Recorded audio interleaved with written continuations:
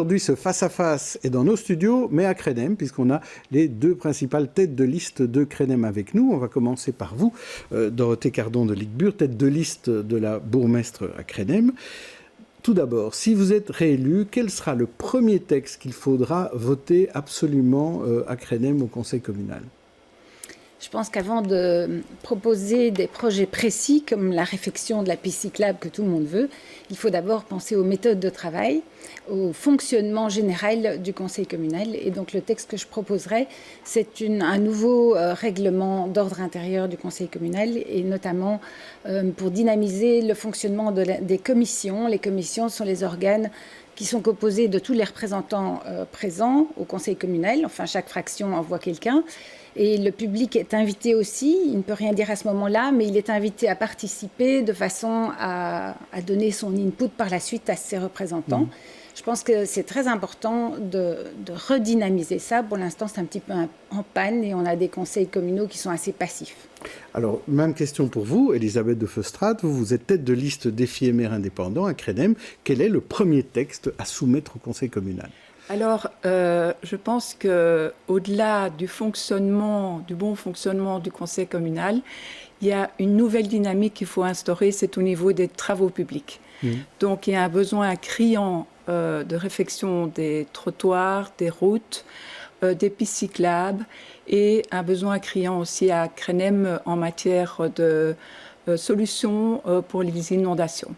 Donc, je crois que la matière des travaux publics nécessite un nouveau dynamisme quand on pense qu'il n'y a que 17% du budget qui a été utilisé. Je crois qu'une priorité au conseil communal, ce sera de consacrer, d'exécuter, disons, les possibilités que Crenem a pour les travaux publics. Donc l'argent est là, mais il faut les faire. Voilà. Alors, Elisabeth de Feustrate, votre liste Défi et maire indépendant aurait dû être une liste union des francophones. Oui.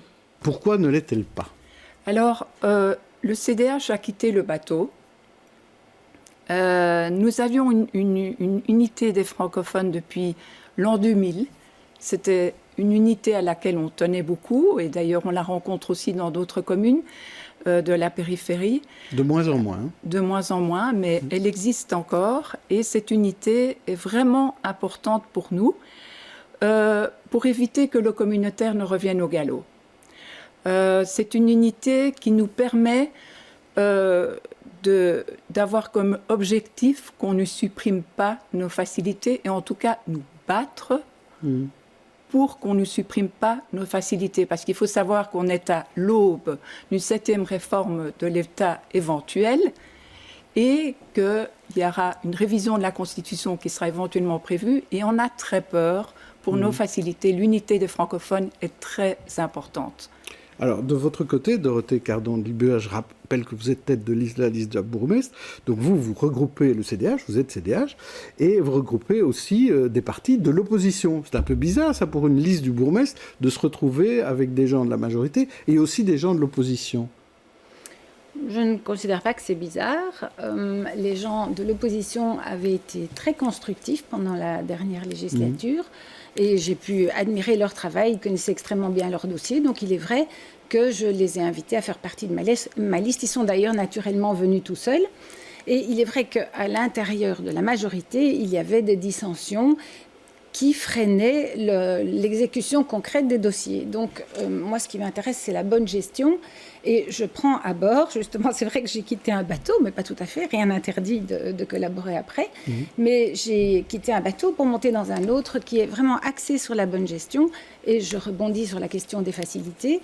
Moi, à l'inverse de Madame de Feustrate, je n'ai pas l'impression qu'avoir des filles à bord, mais ma porte n'était pas fermée, mais je n'ai pas l'impression qu'avoir des filles à bord est une meilleure garantie pour le maintien des facilités. J'ai avec moi des flamands de partis officiels qui ont signé une charte de respect des facilités. La question des facilités, pour moi, elle se règle à l'échelon fédéral. Et les droits des francophones, c'est aussi le droit à une bonne gestion, pas seulement le droit de parler français. Et le droit à la bonne gestion, pour moi, exigeait la présence de néerlandophones à notre table. Et pas seulement être entre francophones.